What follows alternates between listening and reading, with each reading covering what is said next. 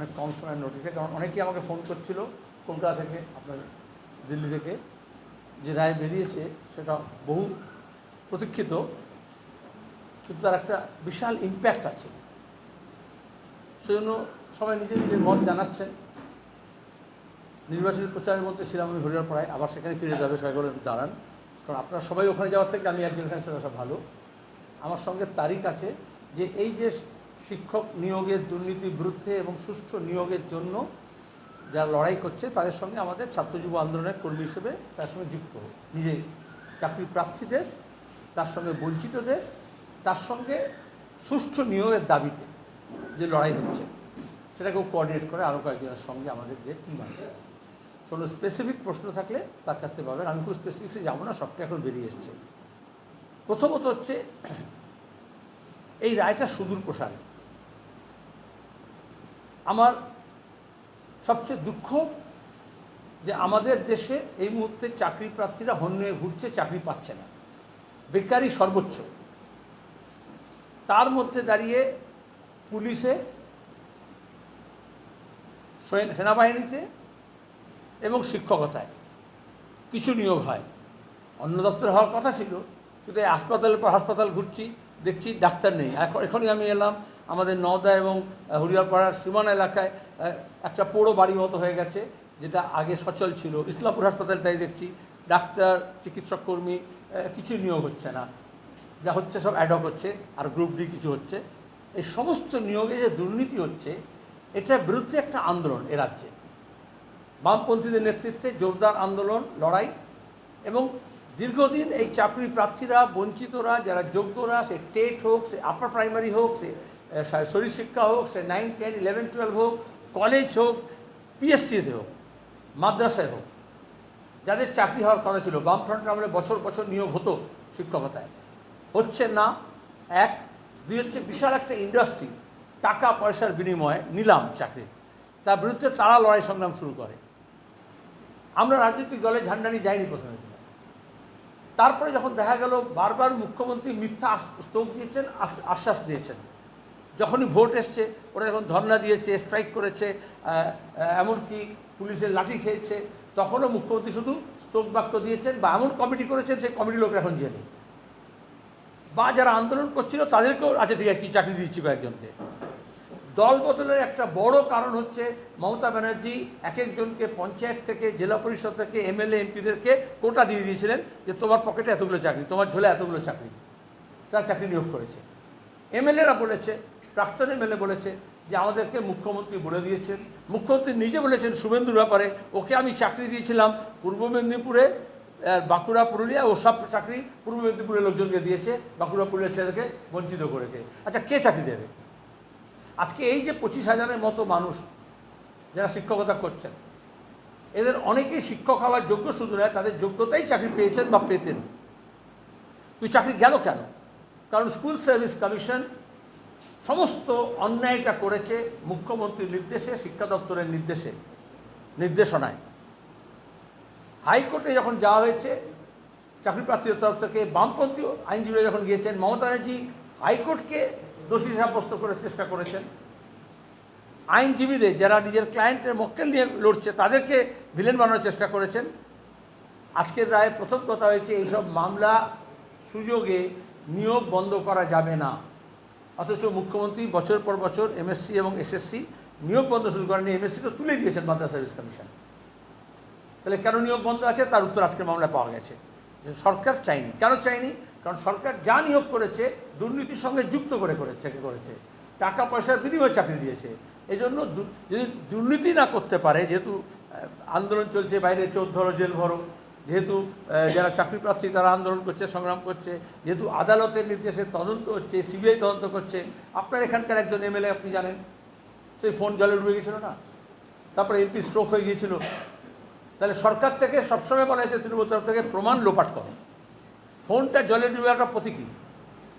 আসলে কয়লা পাচার থেকে, গরু পাচার থেকে, চিট ফান্ডের কাণ্ড থেকে শুরু হয়েছে, পুলিশ প্রশাসনকে দিয়ে, ব্যুরোক্র্যাটসদের দিয়ে এবং তৃণমূল নেতাদেরকে দিয়ে তারা সাক্ষ্য সাবুত লোপাট করার চেষ্টা করেছে।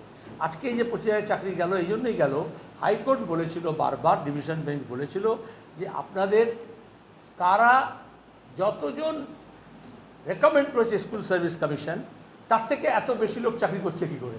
তার নাম রেকমেন্ড হতে চাকরি পেয়ে গেল, তা কে দিল? তাহলে আপনার লিস্ট দিন কারা যোগ্য এই সমস্ত পরীক্ষা, লিখিত পরীক্ষা, ওএমআর সিট যা যা আছে, ইন্টারভিউ প্যানেল, তার থেকে কারা কারা পেয়েছে উপযুক্ত তার লিস্ট দিন। স্কুল সার্ভিস কমিশন তালা পড়ে গেছে, স্কুল সার্ভিস কমিশনের লোকজন জেলে ঢুকে গেছে, স্কুল সার্ভিস কমিশন কোনো কাগজ দিতে পারেনি। তারপর উল্টো দিক দিয়ে বলা হলো তাহলে অযোগ্য প্রার্থী কারা কারা পেয়েছে, যাদের নাম আপনি রেকমেন্ড করেননি তার তালিকা দিন। মুখ্যমন্ত্রীর নির্দেশে এগুলো দেওয়া হয়নি, কারণ মুখ্যমন্ত্রী জানেন এগুলো দিলে যেমন কাকুর গলার স্বর ধরা পড়লেই ভাইপো ধরা পড়বে, তাহলে এই যে কালীঘাটে বসে একটা ইন্ডাস্ট্রি করা হয়েছিল নিয়োগে, সেটা ধরা পড়ে যাবে।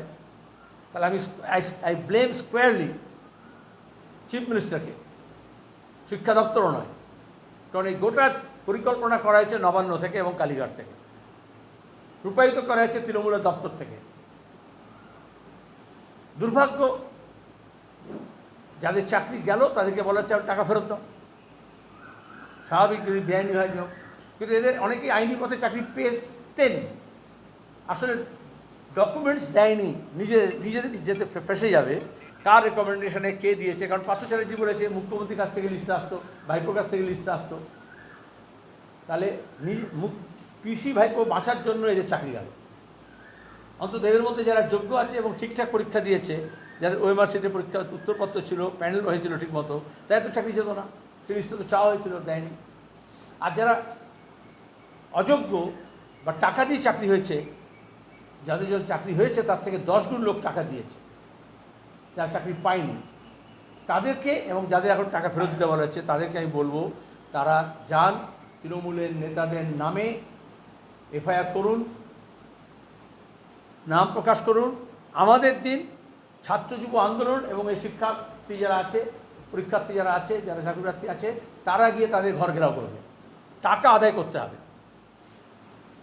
আর যে শিক্ষকরা শিক্ষকতা করেছেন নিজেগুলো পেতে পারতেন, তারা সবাই টাকা ফেরত দেবে কেন? তাই যে পার্থ চ্যাটার্জির কাছ থেকে যে এত টাকা বেরোলো, ও তো শিক্ষক নিয়োগের দুর্নীতি থেকে, তৃণমূল অন্য নেতাদের কাছ থেকে যা বেরোলো সেই টাকাগুলো গভর্নমেন্ট ফেরত দিক, তাও কম্পেনসেট হবে না। এই যে বাকিরা যারা কাজ পেল না, তাদের মধ্যে একটা বড় অংশ তৃণমূলের লোক, তারা নাম প্রকাশ করুক, সরকার শ্বেতপত্র প্রকাশ করুক, করবে না, প্রমাণ হাইকোর্টকে দেয়নি কাগজপত্র, তো দেবে কোত্থেকে? শ্বেতপত্র বলে কিছু নেই, মুখ্যমন্ত্রীর কাছে হোয়াইট লাই ছাড়া আর কিছু হোয়াইট নেই, সব ব্ল্যাক। তৃতীয়ত, এই যে এতগুলো গরমের ছুটির পরে স্কুল যখন খুলবে পড়াশোনা কী হবে, মাত্রা যখন খুলবে পড়াশোনা কী হবে? এটা এসএসসি, একই জিনিস এমএসসির ক্ষেত্রে হয়েছে। সুপ্রিম কোর্ট পর্যন্ত মমতা গিয়েছেন তদন্ত আটকানোর জন্য, দুটোই ক্ষেত্রে বেআইনি নিয়োগটাকে যথার্থ সাব্যস্ত করার জন্য। তাহলে এতদিন রায় অপেক্ষা করতে হতো না, আজকে এই নির্বাচনের মুখে রায়টা বেরোলো, আগেই যদি সরকার কন্টেস্ট না করতো তাহলে তো এটা রায়টা আগেই বেরিয়ে যেত, পথে পথে তো বাধা দেওয়া হয়েছে। আর নিয়োগকে স্থগিত কেন রাখা হয়েছে? দ্রুত নিয়োগ করতে হবে, যোগ্যদেরকে নিয়োগ করতে হবে, স্বচ্ছতার সঙ্গে করতে হবে, আর সেটা হাইকোর্টকেই দরকার হলে একটা টিম তৈরি করে দিতে হবে, নেক্সট মানে কি একটা গ্রুপ অফ অ্যাকাডেমিশিয়ানস যারা এরকম কমপ্লিট পরীক্ষা দিতে পারে তাদেরকে দিয়ে। কারণ এখন তো স্টেট পাবলিক সার্ভিস কমিশনের উপর থেকে ভরসা উঠে গেছে, কারণ ওএমআর সিট নেই, চাকরিতে জমা দেয়নি এমন লোক বিডিও হয়ে আছে, সেই অফিসারদের যেটা করানো হয়েছে।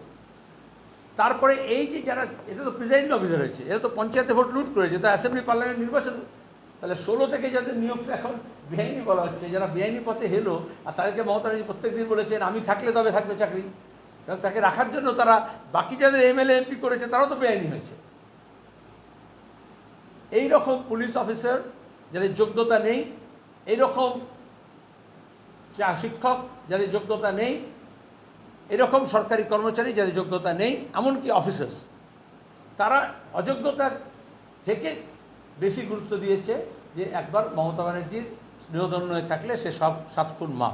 তাদের কাছে এই বার্তা আজকে যাওয়া উচিত স্পষ্ট, যে কেউ বাঁচাতে পারবে না, মমতা ব্যানার্জিও বাঁচাতে পারবেন না। সুতরাং এই বাংলার শিক্ষাকে রক্ষা করতে হবে, শিক্ষা প্রতিষ্ঠানকে রক্ষা করতে হবে, দ্রুত নিয়মিত নিয়োগ চালু করতে হবে। আর তা নাহলে দেখেছেন আজকে সোশ্যাল মিডিয়া ভাইরাল হয়েছিল সকালে, যে বিনা পয়সায় পড়াবেন কে 11-12 চালু হয়েছে, পাড়া যারা শিক্ষাগুলো মানুষ রাখতেন, দুদিন আগে 300 টাকা